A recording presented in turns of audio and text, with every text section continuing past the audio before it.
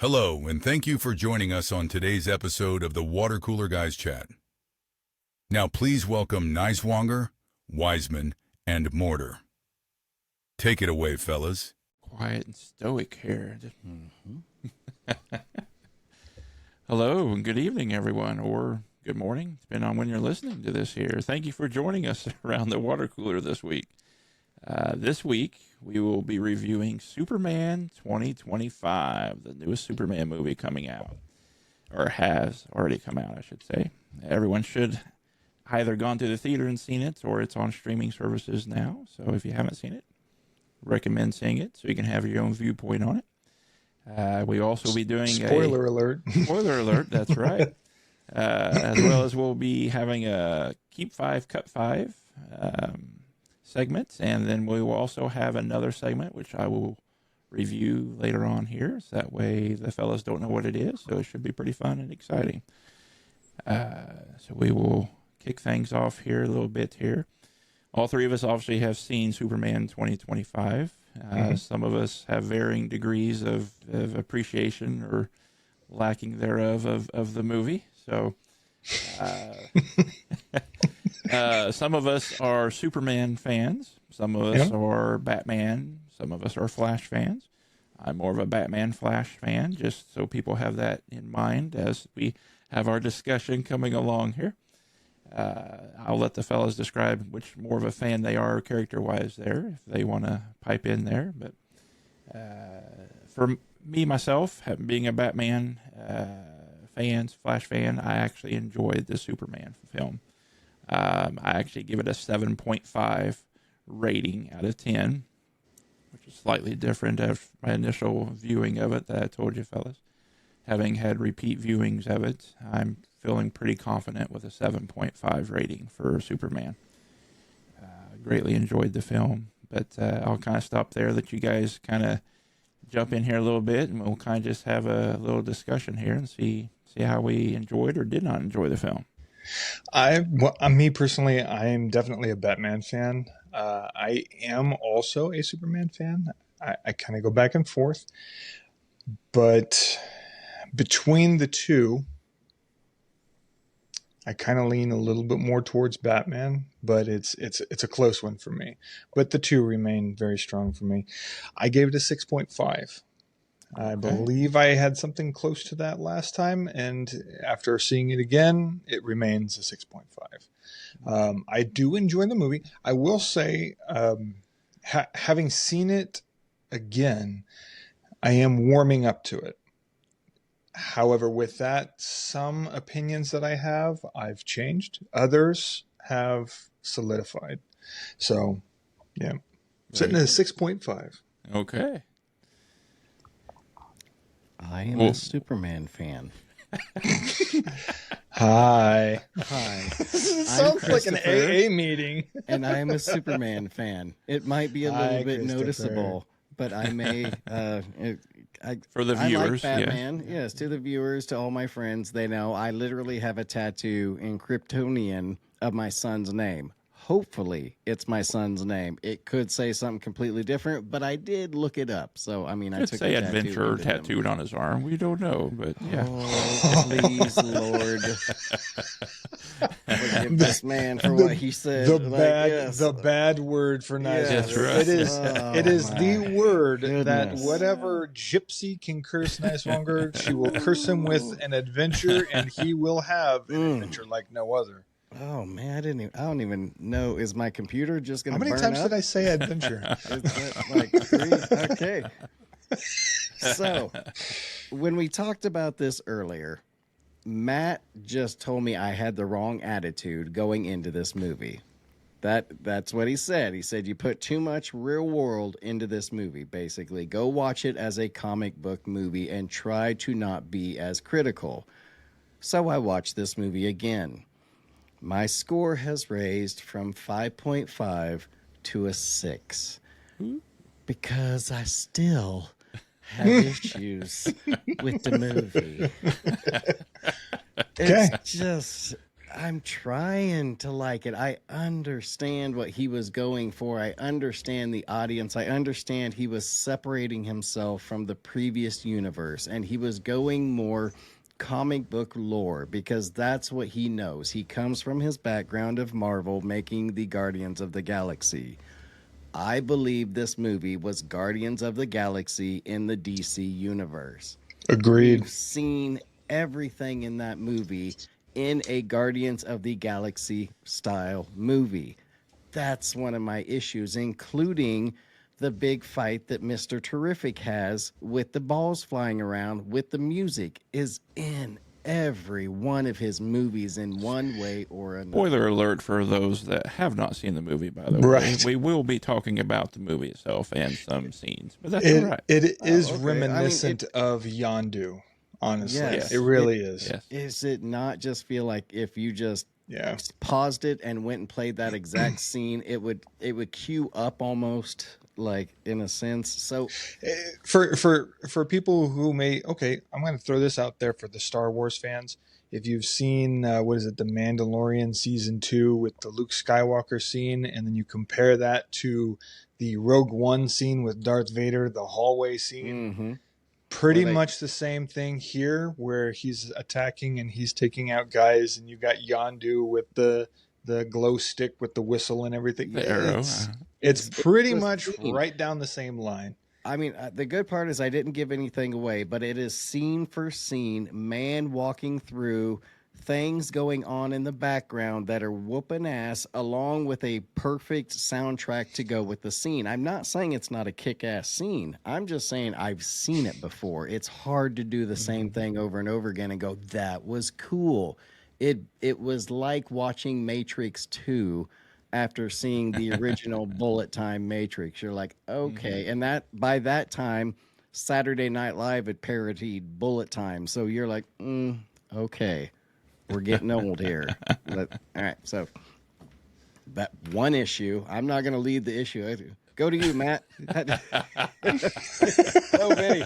I raised it a 0.5. I did something for you, Matt. You did. I actually lowered my score even a little. So okay, you know, I couldn't mean, remember if what you could gave remember, it before, and you I actually nicely had it left at that out. 8.5 initially, but upon Yeah. another reviewing, I dropped it a full point. So Yeah. 7.5. It's not because of the real world issues or reality based. I went into the movie the first time thinking that I'm going to watch a comic book film, and that's what it was.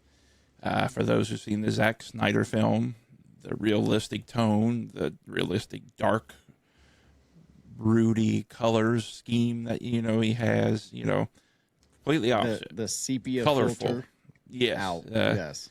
Yes. The colorful. I have issue. I don't have issues. I don't prefer the Superman's outfit. No matter how canon or comic book accurate it is, I just think it looks weird.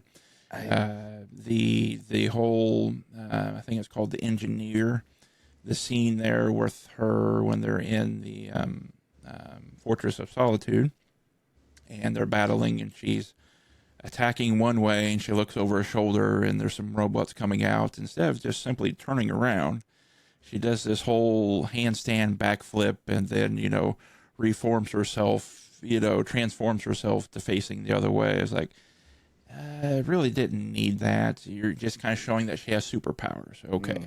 Some people have issues that she could link into the computer and she, instead of a Kryptonian, could decode all this stuff. I feel like they were more showing that she has superpower, that she was able to do that she has the capability of doing that as opposed to a Kryptonian.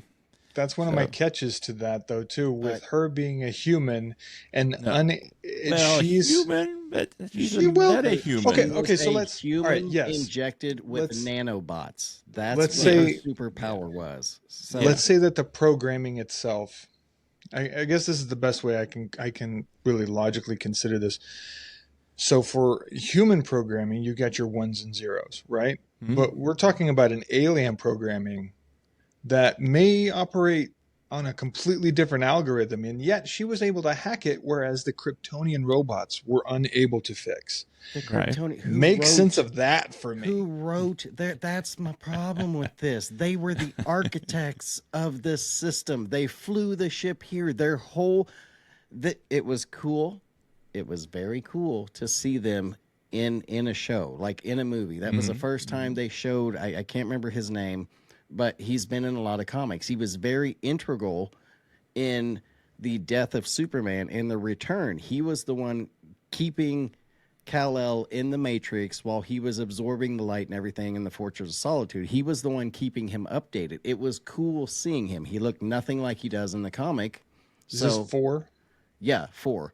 4 was is a pretty known, maybe not so much number 4, but the whole robot system in itself is known in the comic book lore. It was cool to see that. It was cool to see more of the Fortress of Solitude played out.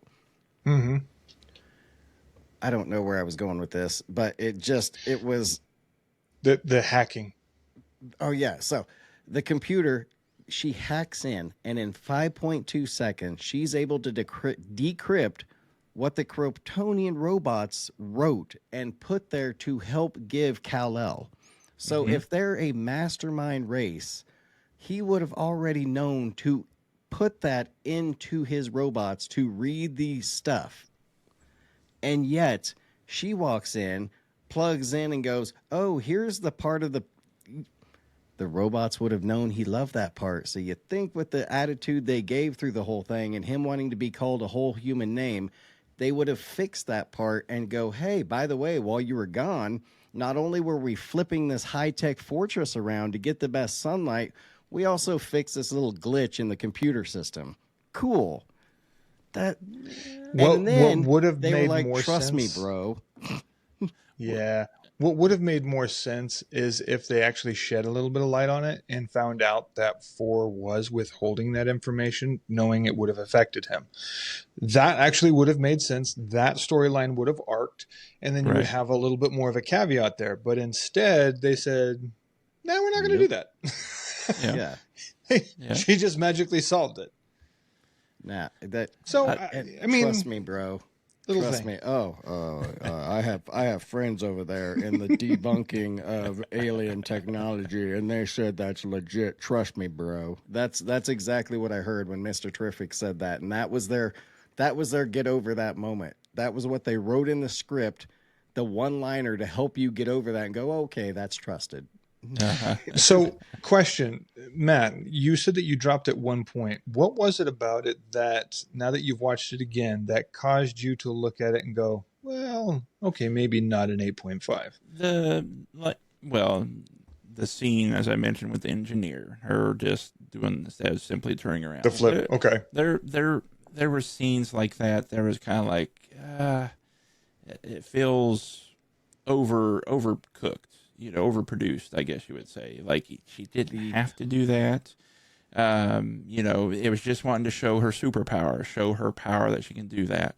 Mm-hmm. That's where I'm leaning into her being able to decode that, showing that she has some level of super ability to be able to do that, where, yes, the Kryptonian robots couldn't. Wiseman, I honestly, when you said that, I was already thinking that because the message, the true message, wasn't so favorable. Right. And so perhaps they were withholding that information. Oh, we can't figure it out. It just broke. So, Kal-El's not going to know otherwise. He's like, well, surely if they're saying it, then it must not be, because obviously I'm not going to be able to do it. So that's where my initial thoughts was. So that's why it doesn't bother me so much as to where she's doing that. And Mr. Terrific saying, oh, I got buddies on the inside. It is for real, type thing. Linguists. They probably could have, as you mentioned, maybe done it a different way, showing either one, that she has that capability of doing it, or, more so, maybe doing it some other time during the movie, or two, that it was being withheld, that 4 could have decoded that and say, we were just trying to protect you type thing. But you also have 4 and the robots, commenting on crypto, That's like, Why didn't you scold him? Because he knows we don't care what he does, you know? That's exactly what I was getting ready to say. Was at the same time they're like, we don't give a crap about crypto because we're not programmed to. Correct. But they do Programmed seem for to the be dog. programmed to be cute to Superman or Correct. Kal-El because they bend over backwards for him. Correct. Mhm. Well, and there's that. You have. I'm glad that they just picked the movie right up as if Superman's been around for a while. We didn't have the whole origin story. Sure. How many Superman movies have we had that we had to have the origin story and then it bombed at the box office and we never really got to see much else beyond that? So I'm glad we Sure. just picked up and just said, hey, let's bypass that. Let's just start in with some action and build off of that. People are going to go to see this film for the most part know what Superman is, who Superman is, know somewhat what the origin story is. If not, they can go read about it or look it up afterwards. You know, I think that was one of the things that really kicked it off for Brandon Routh. The fact that he was supposed to actually reprise the role that Christopher Reeve left. Yeah. That was supposed to be the same Superman, the same character, the same universe, whereas he went to go see Krypton, or at least what was left of Krypton, anything that he could glean off of it, and he was gone for years and then came back. It was one of the very first times that you ever seen, granted, prior to this, we had no other Superman. So Correct. That being said, but you're stepping into this when it comes to a movie, and I think that you're onto something when it comes to not seeing the origin story again, because people wanted to see, okay, so we're continuing here. We're not rewriting the script. We're continuing this on. And I think people initially ate that up. Yep. Now, it didn't exactly do the greatest, but I think that the attempt was there. And I think blazing that trail, I think it definitely took a page out of that book in order to do that. And I'm okay with that. I'm definitely in favor of that. Yep. And I honestly, the Superman Returns film is highly underrated in my opinion. I greatly enjoy that film. It is one of the Superman films. I actually probably watch it more than I would Man of Steel, honestly.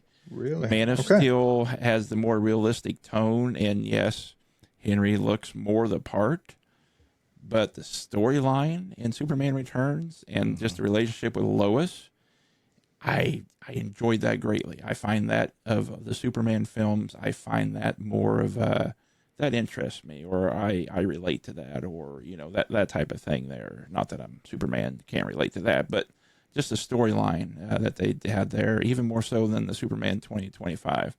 That, you know, Kal-El, Superman, Lois, you know, it's kind of was a different relationship that they were having. Her already knowing who he was and is, you know, I mean, you have that aspect there too, where in some of the other films, they typically don't know their, you know, secret identity. So I mean, yes, Superman Returns, highly underrated. It's a great film. So, too, I really enjoyed that they did not do an origin. They had a few flashbacks, but you know, those were kind of more nostalgia flashbacks for people, you know, the character. So I think Superman Returns has one of the most awesome Superman scenes in it, and it's the one where Superman's on the rooftop and he's just walking towards the guy laying into him with the 50 cal, I think, and it just Gatling gun. Yeah, and it hits his eye and drops, and the look he gives is like, what did you freaking expect? And I thought that was done so well. Like that's Superman right there. It hit him in the eyeball and he didn't blink. He just smirked at you like, all right, let's play this game. Yep, that is truly, And he got in the airplane. His first line was, statistically speaking, air flight is blah, blah, blah. Insert Christopher Reeves. That whole airplane scene is one of the best Superman in any Superman film is one of the best scenes. Him saving that plane and the whole Lois being on the plane and, you know, seeing him fly by, her having not seen him, you know, in all these years, and then that it's just I'm getting goosebumps just thinking about that scene. It's just great. I think it was definitely that nod to the generation that enjoyed Christopher Reeve, and to have that Lois interaction and longed to see that again in the silver screen. And then here you are, You're back at the theater. You see Superman. You have Lois. She's in need. He does it in a superb fashion. And what's the line that he delivers? The same line that Christopher Reeves. And so you're bringing an old group back and saying, we know you. Yep. Here it is. I think that's what this movie's missing. The problem with this movie is when you take the 2025 version of Superman that this movie is based off, which is the all-star version of Superman. And yes, what you said, his costume was very faithful to the comics. Yeah. Doesn't mean I like it because I am a Superman fan of Christopher Reeves, which is the original. That bothered me. That was hard to get over because Superman is an intimidating figure. He is 6'6" of nothing but raw steel muscle. And that costume looked like he'd taken a few days off at the gym. I'm sorry. Like it was baggy in places that I know that it was more of an armor kind of where they were going, but Superman never needed armor. He is never his skin is armor. Like he doesn't need Man of Steel. Yeah. So Nice Hunger, what was it about this movie for the 2025 that you gave it that 0.5 point markup? What was it about it that after you watched it, you said, okay, I'm going to give it a little bit more? Well, because what I stood went out? into it with the 2013 mind frame of serious. This is, and I knew it was going, I was trying to go into it unbiased completely. I purposefully read no reviews. I was trying to go into it and watch this for what it was. And I knew it was going to be comic book based, but I think I was just so in the zone of the Zack Snyder version that it was just hard to get over the little real world intricacies of it. I gave it a better score because he fights a kaiju and that scene is entertaining. Like the little things, rescuing the squirrel out of nowhere is entertaining and something the big Boy Scout would do in a comic book. I mean, they did put a lot of good Easter eggs and callbacks, and like the Fortress of Solitude, I'd never seen that idea of it following the sun. So I thought that was a cool idea that I'd never seen before. Yeah. So I gave it a better score. But the more you think about the plot of this and the more you see, like Matt, you said, they did the engineer, she turned around super like just to show she was a robot. There's a river that is supposed to be very hard on you, and Superman falls in it and he's drowning in it and still fighting these other people who are having no problem avoiding this and shooting like it didn't make sense. And it looked like he was in, if y'all ever went to gymnastics and you saw that pool full of square sponge balls, foam pit. Yeah, that looked like what he was swimming in. I don't know why, but I was like, he's in a foam pit. Like, relax. Down that. Or something out of the movie Wreck-It Ralph, something along those lines. Yeah. And then Pixelated. his super breath. It's just, I know it's Superman lore-ish, but it seemed over complicated and like it was purposefully there to add tension, and it was hard to get that tension added if plot device. I think here's one of my biggest issues that I have with it, and that is I understand that there's this for a lot of viewers, maybe not for the comic book readers, because for the comic book readers, I don't feel like you see this issue. So I'll get to the point. The point is they really tried to hammer home that Superman is human, that he has these human personalities. Well, guess what? He's not. He's an alien. He is Kryptonian. Now, can he adopt emotions to that? Yes, but they were really trying to hammer home that, he has feelings and that he's human and your words can hurt me. Yeah. This is the Man of Steel. Yeah. This is the man who is unbreakable. This is the man of men.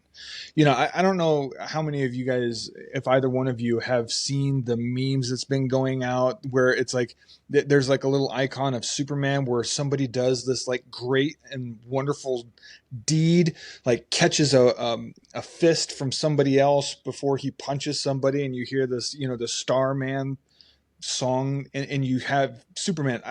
I'm being extremely vague. Those of you who are listening who know what I'm talking about, great. Those of you who don't, I'm so sorry. It's my fault.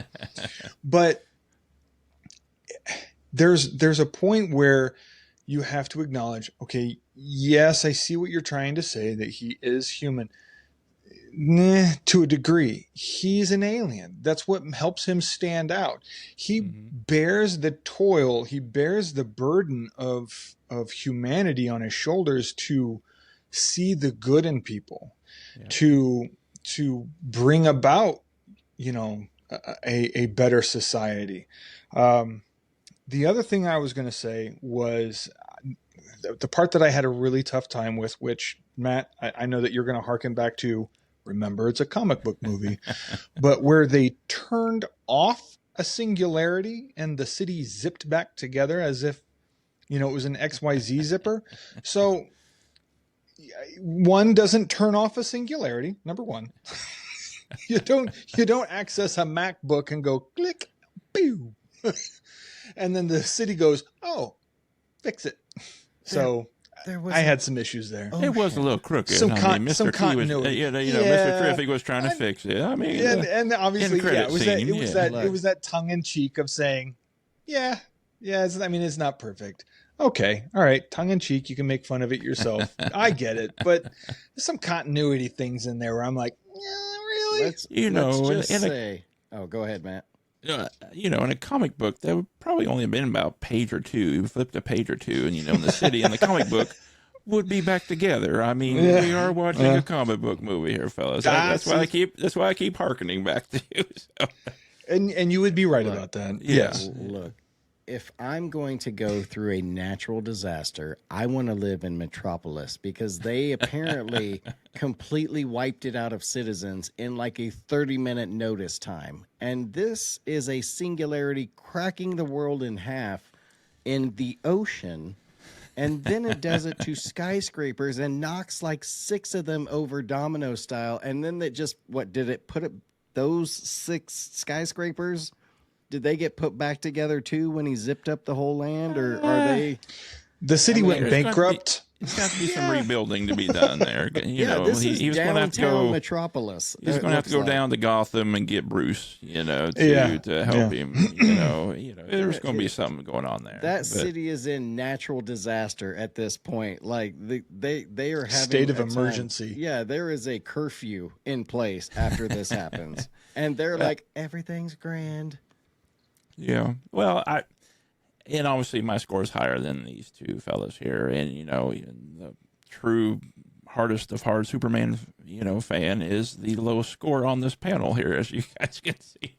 And the highest is a true Batman Flash fan. So that's why it's so odd for me to defend this movie when I'm not even. I enjoy Superman, but I can't say that I am a true Superman fan.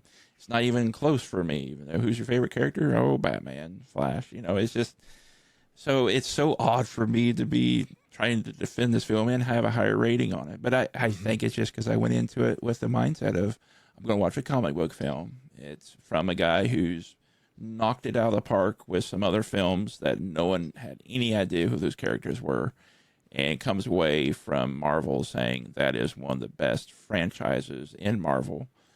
With some of the best characters, and that is all character-driven, plot-driven. Yes, I felt like we were watching maybe a Guardians movie in DC, but you know, it's a good formula. It is, sure. But they used the same ending as Iron Man, or no, as the Avengers. Like they used the same style ending. Yes, almost scene for scene of that one too.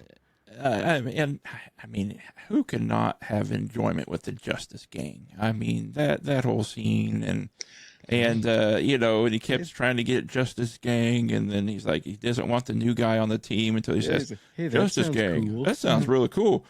Hey, welcome to the You're in. you're in.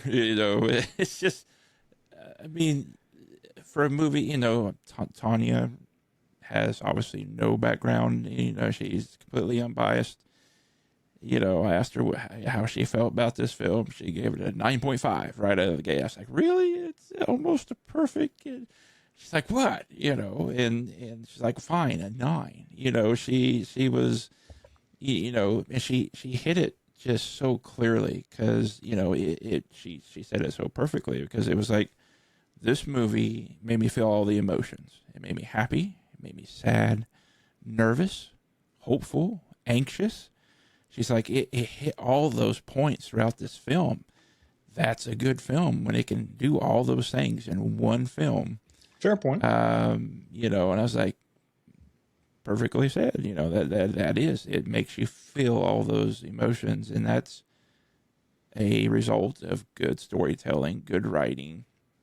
And makes, for me, I am interested to see where they go with the next film, and and everything. So it's, if it wasn't that well written, I'd be like, I'll probably wait for that to hit streaming.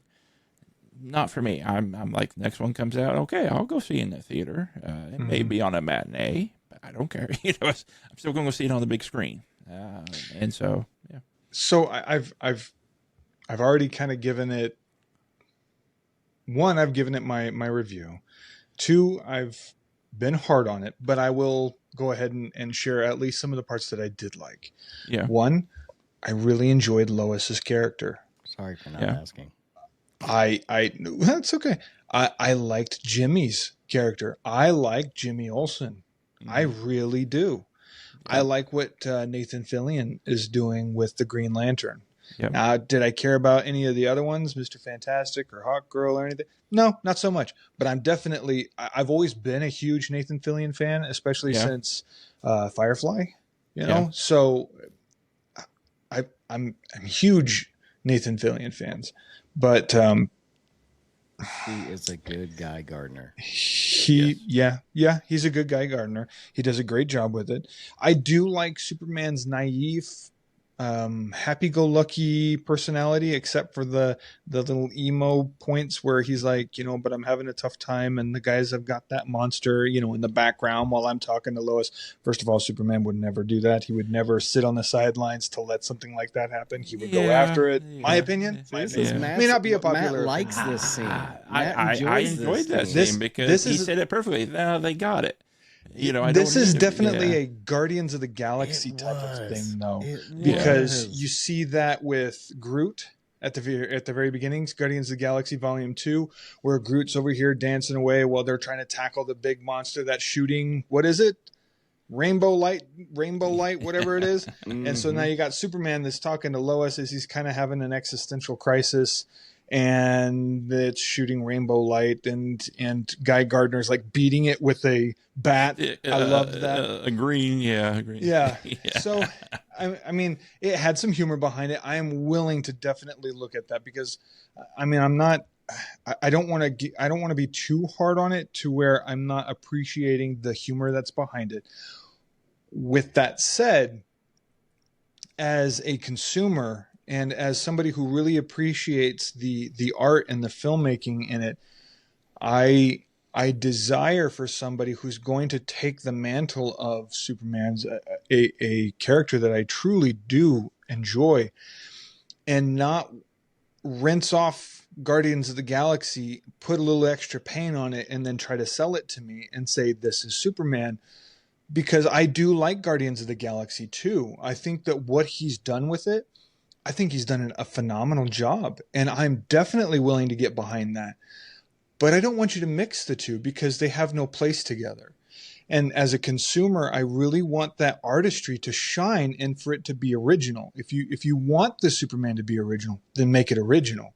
Don't wash it off come up with something new. Otherwise, it just turns into lazy writing. And that's the part that I have an issue with, just because as a moviegoer, I'm a huge proponent of movies. I love movies. I love the writing behind it. I love the screenplay. I love the humor. I love the back scenes to it. But like I said, as a consumer, if you treat me like an idiot and I'm looking at something going, something looks familiar, but I can't quite put my finger on it, don't treat me like that. Even the flying. He used the same style of flying as he used for Adam Strange in the Marvel Universe. If you go back, it's the exact same style of the face. It's the upward look, straight back, faces in focus and like a fisheye. It was distracting because, like you said, Wiseman, when you're going in to see an all-new reimagined and it's just Marvel scenes pieced together with Superman on the packaging, it's hard to watch this as an original movie. As a consumer, it's insulting. Okay. For both of you fellas, and then I'll have a follow-up also for you, Wiseman, here, with something you just said there. But for both of you, if you can somehow erase Guardians of the Galaxy out of your mind. You've never seen Guardians of the Galaxy. You don't know any of the plot points. You don't know any of the humor. And you just went and watched Superman 2025. How are you walking out of the theater? I'm going to say I loved it. I mean, you've created a vacuum, though.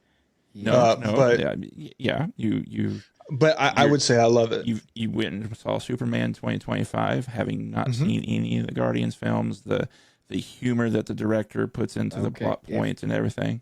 If you're going into it that way, you're walking out of this movie laughing and thinking it's a great movie because you haven't seen all the scenes that we've just discussed. It's brand new to you. I can see that giving you a higher rating.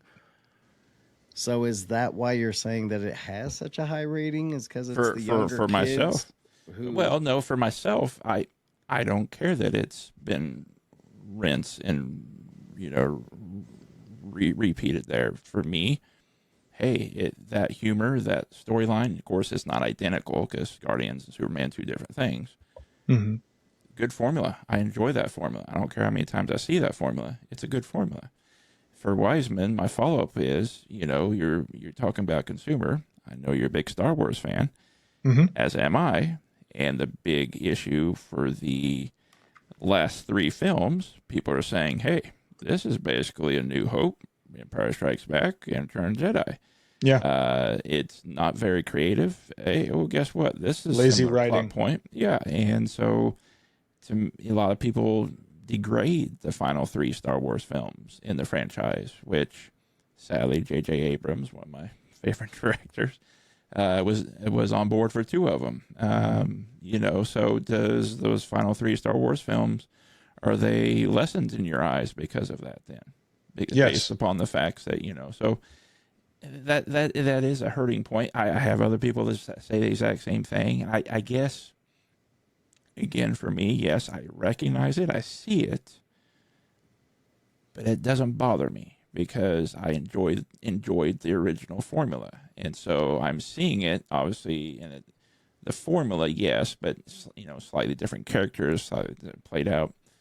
Is it lazy? Yes. Is it predictable? Yes. But I still enjoy it. It's just like watching a favorite film. You know how it's going to end. You're still going to watch it. And it's like going to see what they call the popcorn movie, action movie flicks. You're going to go in there and just turn your brain off because none of it's going to make sense. None of it's going to be reality based. But hey, it's going to be a good time. A lot of things going to go boom. There's going to be some humor in it, and it's for me. I can enjoy those films just as much as I can enjoy a rinse repeat type of plot line. So I can definitely get behind the theory on that. I think when it comes to when you go on a deeper dive when it comes to a movie, and you kind of get into the more the gritty parts, the backstage, the storylines, the nuance. of a movie, the true artistic taste behind it, and not to get all fancy pantsy, you know, like, oh, I only watch the good movies, the ones that only get the Emmys and whatever. It's not necessarily that, but it's more so the art behind it. Let's take, for example, I think it wasn't Michael Bay, it was Transformers. Jerry Bruckheimer. Bruckheimer, yeah. So there was a scene that was done in Sorry, guys. yeah, bless you. Oh, thank you. There was a scene that was done in Transformers, one of the Transformers. It was a rinsed out scene that J.J. Abrams had done in The Island with Ewan McGregor, and it was a car chase scene. And when I watched Transformers, there was a scene to it, and I'm looking at it, and I'm like, this looks familiar. I swear I've seen this from somewhere, but I couldn't quite put my finger on it. Well, the great thing about technology is you can see some of those films over again, and then you piece it together. Walt Disney did the same thing. He did the same thing when it comes to the Jungle Book and with Robin Hood. And, you know, you take kind of the bones of it, and then you redress it as new characters. And then finally you're able to watch that and go, oh, I see what you did there. So obviously it's a skill that's been tried and done before and succeeded many times over. So I appreciate that. Yeah. With that said, that shtick can only last so long before people are like, nah, it's been done. Yeah. You know, and then and then you lose an audience based on what? Because you didn't have originality to it. You couldn't put something else into it. And again, I don't want to give him too hard of a time, because like you had said, had I not watched Guardians of the Galaxy, would I like it? Yeah, I probably would. I probably would like it, because it would be the first time watching something like that, and I would say, hey, that's original. Groundbreaking. Mm-hmm. It would be, but the problem is like when Wiseman is talking about that, when he watched the Island movie and he saw that scene, or whichever movie it was that made you think about that, that took him out of the moment at that exact moment of watching that movie. When I'm watching these things, and the first thing I saw was, what was it? The first thing that took me out of that movie, I stopped caring. Like at that point, I was like, oh man, that's, So it took me out, and I wasn't able to get back into that same momentum watching the rest of the movie. And then when I saw other things, it would be like, well, it would take me out again. Well, that's a Guardians of the Galaxy repeat right there. That was a cool scene, but I've seen it before. Like that's why I think it was so hard for me to get into the momentum to enjoy the movie for what it was a comic book movie. It was because it kept distracting me with the redos of the scenes and the plot holes. And I'm a Superman fan. I like the movie, but at the same time, it distracted me. It did something. Right. It didn't. I will say this. Matt touched on this. I will say this. Will they get my money at the box office again to watch the next movie? Yeah, they will. They will. Yeah. I mean, they're going to win anyways. So, I mean, because I'm going to be that hopeful. I am that hopeful of, give me the Superman that I want. I want to go watch that. I want that content. I want that story. Honestly, since Christopher Reeves, we haven't had a true sequel to a Superman film. So, I'm excited for that. So, well, fellas, did you have anything else, Nicewanger? I will say, I do like how James Gunn is. Have either of you watched Peacemaker on HBO? Sadly, I have not. I have heard it's great, though. If you watch Peacemaker, it is great. It combines, you definitely know the universes are all the same, and they use in like the first or second episode of season 2, they put Peacemaker in front of Matt Stark, which was the Guardians of the guy who's Yondu now in Guardians of the Galaxy, and Guy Gardner and Hawkgirl. Like they're there, the actors Nathan Fillion, and then here in this last episode, he talked to Lex Luthor, which was played by the same actor who played Superman Lex Luthor. So it is cool to see that continue in the same universe. Yeah. Yes. So I'm happy about this. I'm excited about that at least. So Superman, kind of across the board, middle of the range for most of us, a little bit higher range on the end. Definitely go see it, guys. Let us know what you think about it. Send us an email, let you know what you think, if one of us is on the right track, or if you have the same disagreements or agreements with the video, with the movie. Email us. Nice Warrior, you want to give it a shot with the email this week?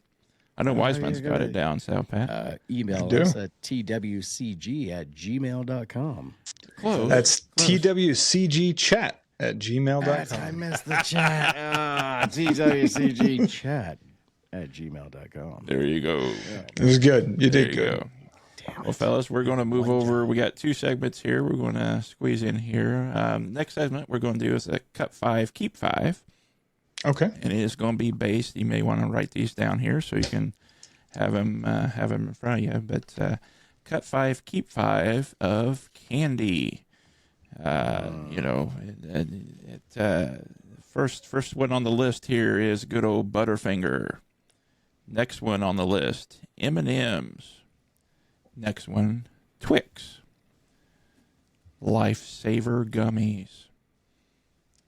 Dove chocolates. Twizzlers. Milky Way. Snickers. Skittles. And Reese's Peanut Butter Cups. All right, fellas, of that list there, which 5 are you keeping and which 5 are you cutting? Obviously, it'd probably be easier just to tell me the 5 that you would keep, and obviously the other 5 wouldn't be automatically disqualified. I'm putting them in order now. And as those guys are working on it, I actually already have my list put together. I am keeping Lifesaver gummies, Dove chocolates, Twizzlers, Milky Ways, and Reese's Peanut Butter Cups. Those would be my 5 that I am keeping there. The rest of them are cuts for me. Are these Reese's Peanut Butter Cups or Reese's Pieces? They're cups. Peanut butter cups. Okay. Not pieces. Peanut butter cups. Yeah. Okay, I've got mine. All right. Who would like to go next? Go, Wiseman. Ladies first. Okay. Go fancy. So my keep 5 are Reese's cups. Hey! Reese's cups, Butterfingers, M&M's, Twix, and Twizzlers. Because you can't go wrong with Twizzlers. Twizzlers is kind of the You gotta have that plastic. oldie candy. but a goodie. That's right. You gotta have You gotta those have it. shoestrings. That's right. What do you got As there, Nice Swinger? Any of you know who may have been around me when there's chocolate around, I have an uncontrollable urge to just stuff as much chocolate in my mouth as I can. So basically get rid of everything that's not chocolate on this list. M&M's, Twix, Dove chocolate, by far number 1, Dove chocolate, Milky Way, and Reese's Pieces. Okay. Or Reese's Peanut Butter Pieces. Cups. I was gonna Reese's say, they're Peanut not Butter on the Cups. list. Yeah, that's why that's why I was going to say it doesn't matter. I was going to pick it either way. You could have said Reese's Peanut Butter Cup But pretzels. you didn't and I'd go have with been yes. Snickers at all. That's interesting. Okay. I'm not. Look, like this Or smile Butterfinger.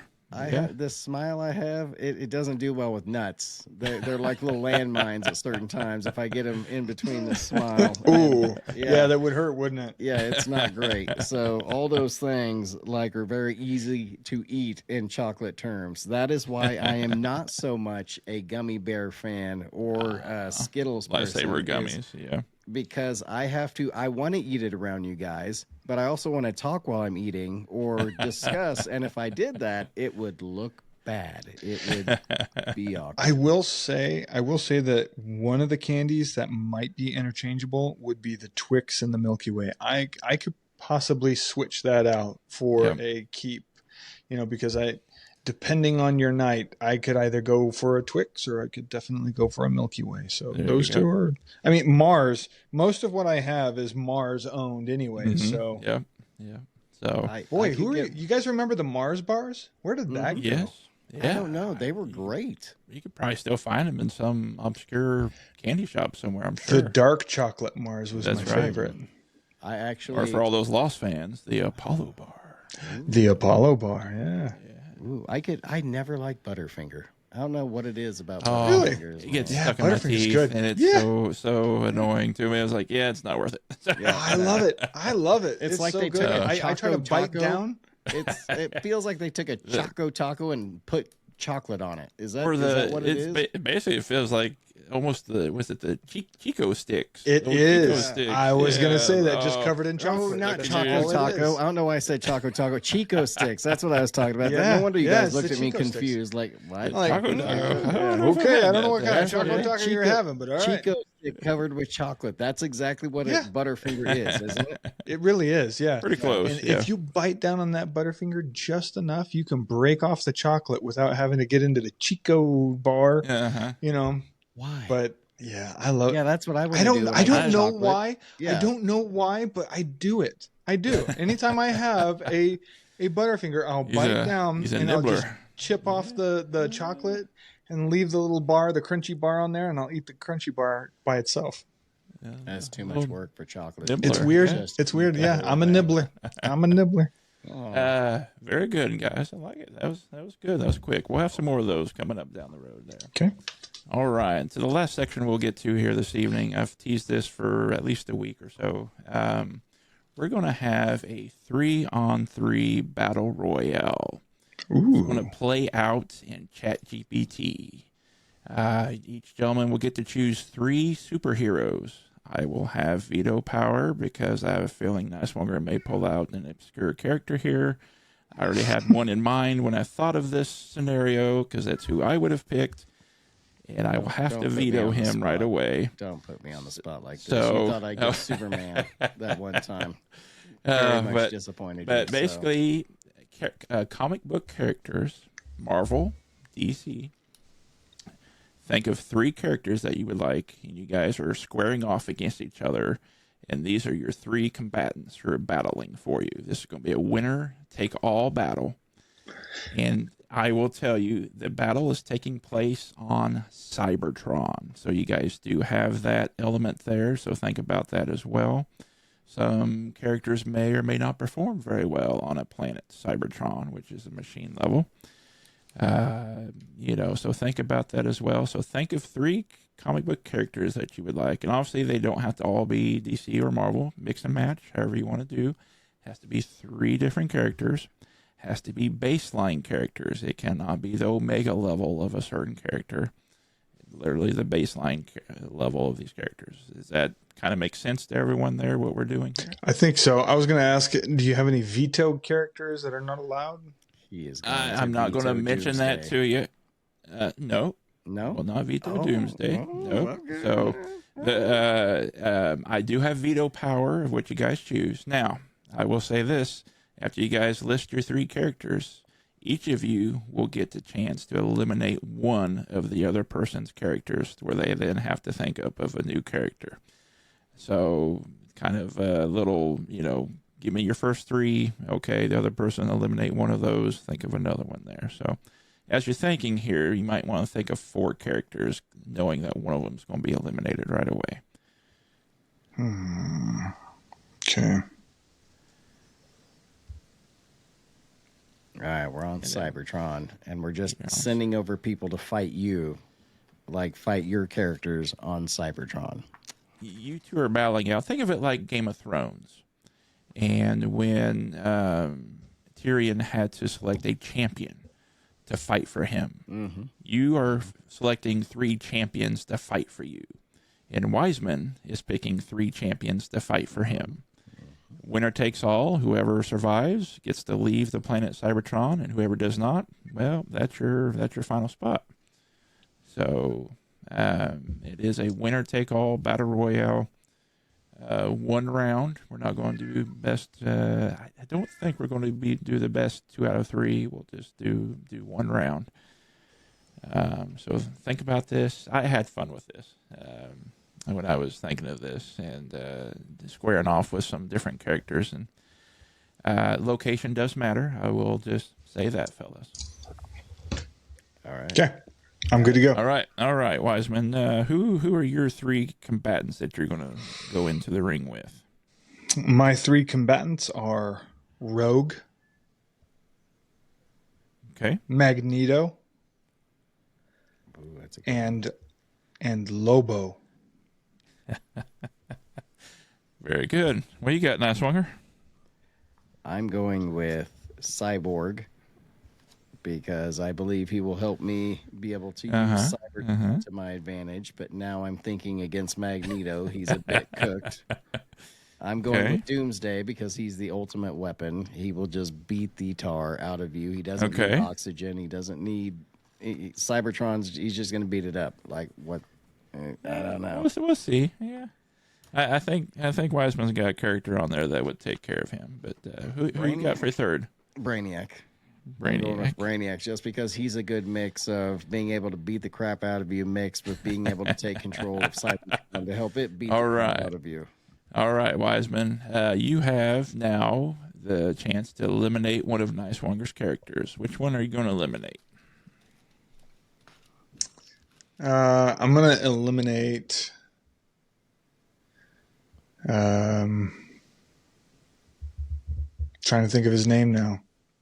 I can't think of his name. He has Cyborg, Doomsday, and Brainiac. Cyborg. He's getting rid of Cyborg.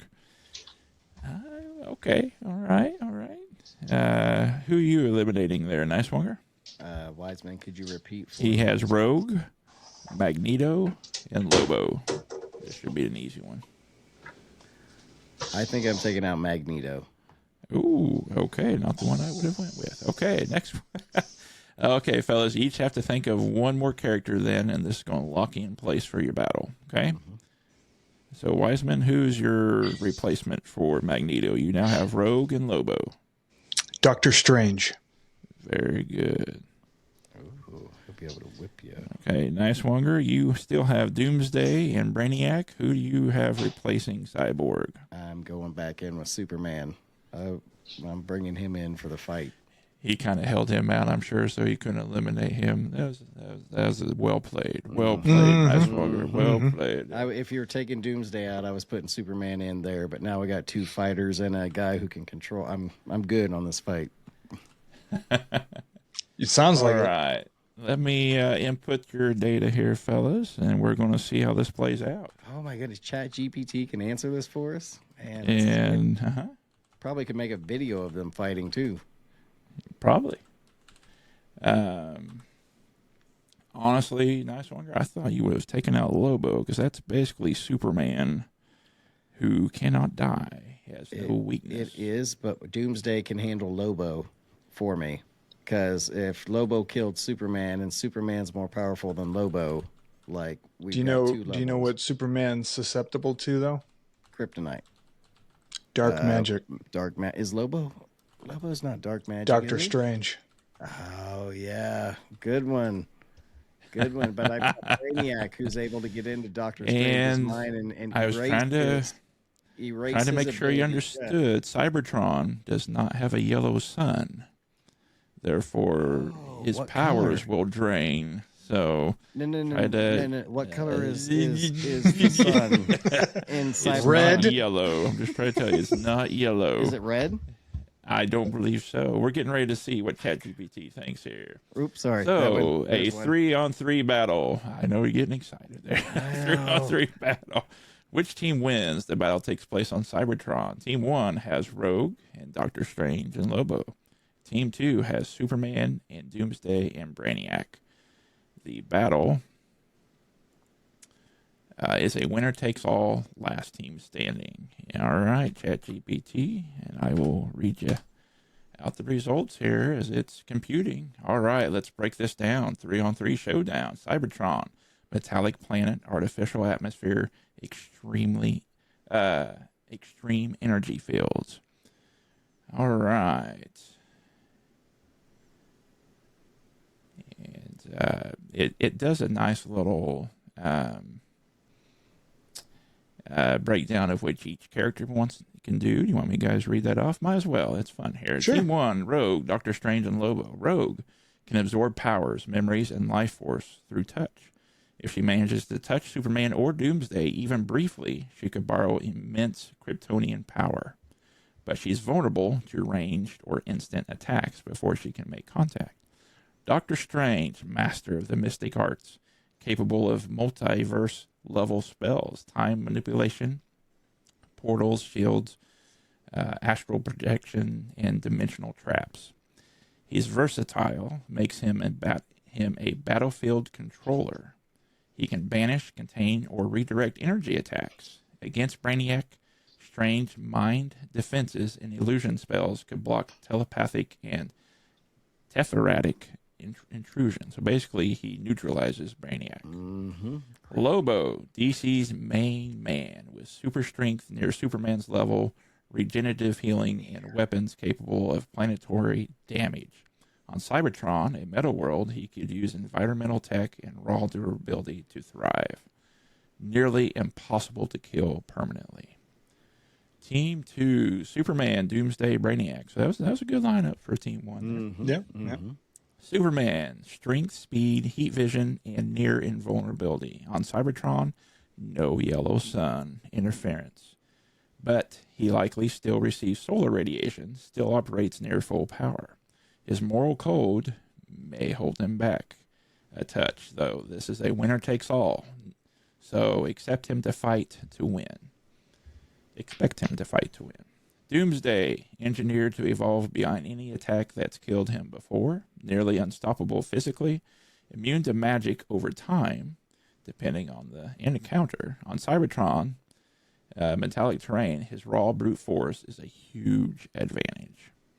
Brainiac, 12th level intellect, telepathic control, force fields, energy manipulation, and teleportation. On Cybertron, he could interface with the planet's systems, giving them Team 2 environmental control, instant reinforcements, surveillance, and power redirection. Ooh, that's kind of a tough matchup there. Battle breakdown, early fight. Early fight, battle breakdown. We are battling now. Doomsday and Lobo collide first. A brutal building level brawl. Building level brawl. Neither goes down fast. Superman likely engages Strange first, trying to blitz him before complex spells form. Strange counters with shields and portals. Rogue initially plays support. If she touches Doomsday or Superman, the tide shifts fast. Mid-battle, Brainiac begins assimilating Cybertron's network, turning the planet into a weapon. Strange must multitask, banishing Doomsday or containing Brainiac with a dimensional trap. Lobo's regeneration keeps him in it, possibly double-teaming Doomsday alongside Rogue. Late game. If Strange successfully traps Brainiac in a mirror dimension, for instance, Team 1 gains breathing room.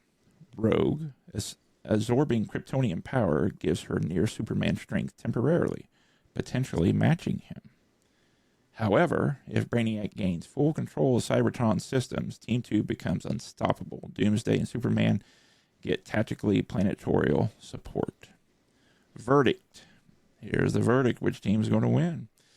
Team 2 wins barely. Oh. Reasoning. Brainiac's control over Cybertron gives too much of a strategic advantage.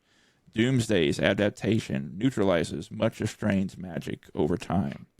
Even if Strange eliminates Brainiac early, Superman and Doomsday together overwhelm with raw physical dominance. Rogue and Lobo are formidable, but they lack consistent ways to permanently stop Doomsday or outlast Superman.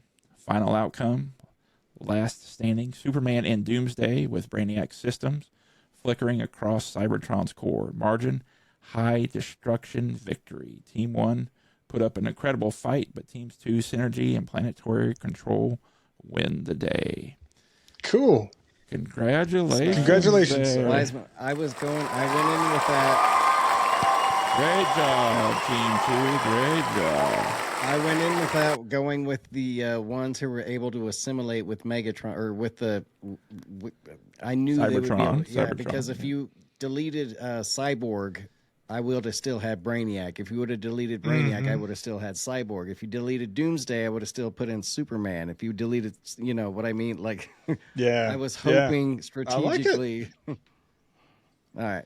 That's good. You might have wanted to keep Magneto as your ace up your sleeve there, Wiseman, because that is a planet made of metal there. That But at the same time, I was trying to figure out which one I wanted to keep up my sleeve because I think it was really going to come down to Magneto or Doctor Strange, because Doctor Strange is definitely going to be able to assist. Without Doctor Strange, I think it would have been over quick. Mm-hmm. Adding Magneto on there. Yeah, adding Magneto on there, I think he would have tried to assist in some way, but as long as there's an operating system, Strange can keep him at bay while at the same time deflecting and stopping Superman. So, well, the thing about Strange Magneto, was that he would have Go ahead. deflected Brainiac taking over the thing. Like he would have been able, with his control of metal and that whole place being a chunk of metal, he would have had control of that. No matter how much Brainiac would have been in there, he would have just been like gone. You know what I mean? Like, you want to fight? Boom. Doctor Strange, take us to a different planet. Skronk. I just took out the planet. I'm surprised. Well, Nicewunger wouldn't have picked him probably because he doesn't know much about him. But Wiseman, I mean, Doctor Doom was sitting out there. I was as an thinking option. Doctor Doom, but at the same time, I didn't want to go too hard. I didn't know if Nicemonger was basically going to go for planet-ending characters. I wasn't sure, so I was trying to go with more creative. I had veto power if you guys, but I would have allowed Doctor Doom. The one character I thought Nicemonger probably was going to pull out, and I'm shocked did not. That I would not allow in any of these battles is Dr. Manhattan. That's just that just doesn't work. I'm sorry. It just kind of snaps and everybody's gone. Oh, he don't even need to do that. He can just think it.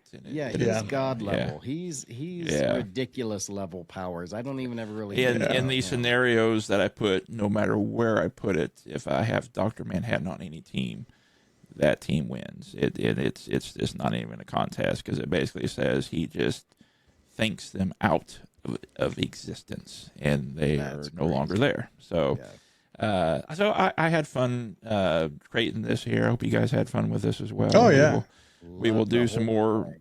We will do some more battle royales, not necessarily with comic book characters. We might put some wrestlers here in place. You know, what 3 wrestlers? We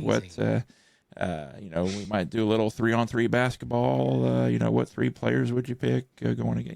ChatGTP is pretty fun. Pretty fun. So it can do more than just solve everyday's world problems. It can put comic book characters into fighting. We've got team deathmatch for us older kids. Yeah. So, but no, that's good game. Had a good time around the water cooler here this week, fellas. Had a great time. I hope everyone else did as well. But we will end that this week here with our time around the water cooler. We'll wrap it up and hope you guys enjoyed your time listening. We had a great time discussing. And we will catch you next week. Same time, same water cooler. And remember to stay cool and stay questionable. Catch you guys later. Bye.